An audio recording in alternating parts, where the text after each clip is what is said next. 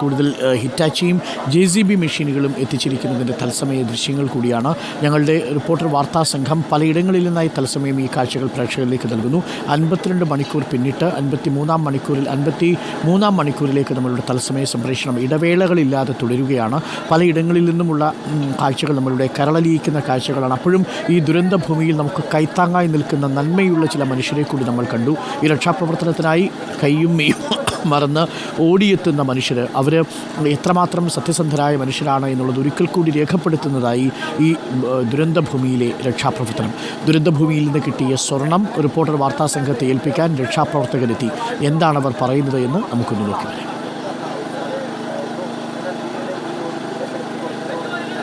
രക്ഷാപ്രവർത്തനത്തിൽ നിന്ന് കളഞ്ഞു കിട്ടിയ സ്വർണ്ണമാണ് ഇവിടെ ആളുകളുടെ കയ്യിലുള്ളത്. സ്വർണവുമായി ആളുകൾ എത്തിയിരിക്കുന്നു.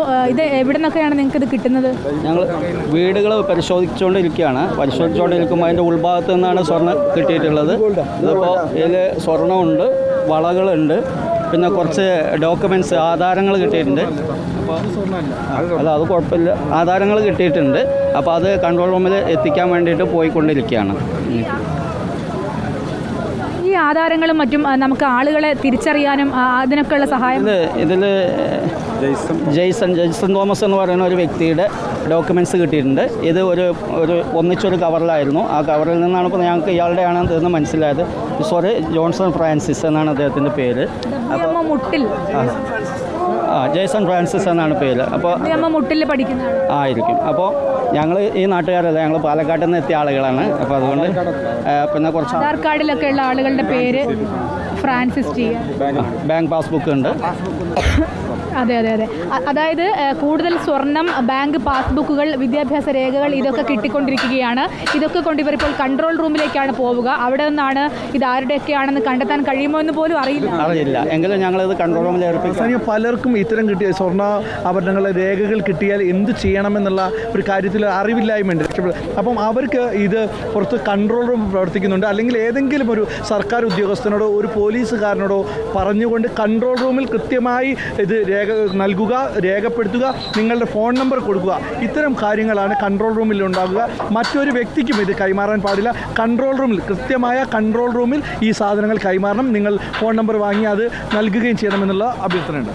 ഏതായാലും നിങ്ങൾ ഇത് ചെയ്യുന്നത് വലിയൊരു പ്രവർത്തനം തന്നെയാണ്. ഇതിപ്പം മണ്ണിനടിയിൽ നിന്നൊക്കെയാണോ കിട്ടുന്നത്? അതപ്പം ആകെ മണ്ണ് മൂടിക്കിടക്കുകയാണ്. അപ്പോൾ അതിൻ്റെ അടിയിൽ പരിശോധിക്കുന്ന സമയത്ത് ഇങ്ങനെ കാണുന്നു. ഞങ്ങൾ ഒരു ഭാഗത്തു നിന്ന് ഒരു ചെറിയ ഗവൺമെൻറ് സ്കൂളിൻ്റെ അടുത്തു നിന്നാണ് കിട്ടിയിട്ടുള്ളത്. ഒരു മണം വന്നപ്പോൾ ഞങ്ങളതൊന്ന് കുഴക്കി നോക്കിയതാണ്. നോക്കിയപ്പോൾ കിട്ടി. Okay, thank you.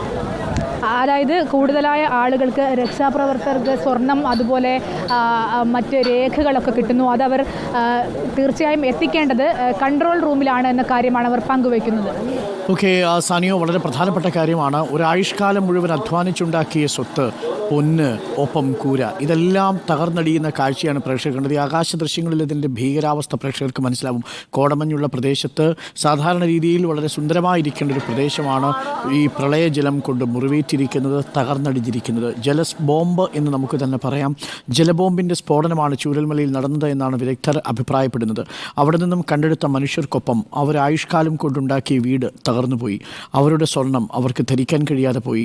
അവരുടെ ആധാരം അവർക്ക് ഉപയോഗിക്കാൻ കഴിയാതെ പോയി. ആ കാഴ്ചകളൊക്കെയാണ്. ജീവിതം എത്രമേൽ ക്ഷണികമാണെന്നും ഒരു ദുരന്തം കൊണ്ടെല്ലാം നമ്മൾ സ്വരുക്കൂട്ടിയതെല്ലാം നഷ്ടപ്പെടുമെന്നുള്ള ഒരിക്കൽ കൂടിയുള്ള തിരിച്ചറിവാണ്. പക്ഷേ അപ്പോഴും അത് കളക്ട് ചെയ്ത് ശേഖരിച്ച് കൺട്രോൾ റൂമിൽ എത്തിക്കാനും മാധ്യമപ്രവർത്തകരുടെ ശ്രദ്ധയിൽപ്പെടുത്താനും ഒക്കെ ഈ രക്ഷാപ്രവർത്തകർ നടത്തുന്ന ഈ സത്യസന്ധമായ ശ്രമത്തെ, നന്മയുള്ള മനസ്സിനെ നമ്മൾ അംഗീകരിക്കേണ്ടതാണ്. ജീവൻ്റെ തുടുപ്പുകൾ തേടിയാണ് ആ മനുഷ്യർ ഇറങ്ങുന്നത്. പക്ഷേ കയ്യിൽ കിട്ടുന്നത് പൊന്നും പണ്ടവും ചില പണവും പിന്നീട് ആധാരങ്ങളും ഒക്കെയാണ്. ഇനി ഈ മരിച്ചുപോയ മനുഷ്യർക്ക് വേണ്ടാതെ മണ്ണിനടിയിൽ അവശേഷിപ്പിച്ചു പോയതാണ് അവയിൽ പലതും. ഈ സ്വർണ്ണത്തേക്കാൾ വിലപിടിപ്പുള്ളവയാണ് നമ്മൾ തേടി നടക്കുന്നത്.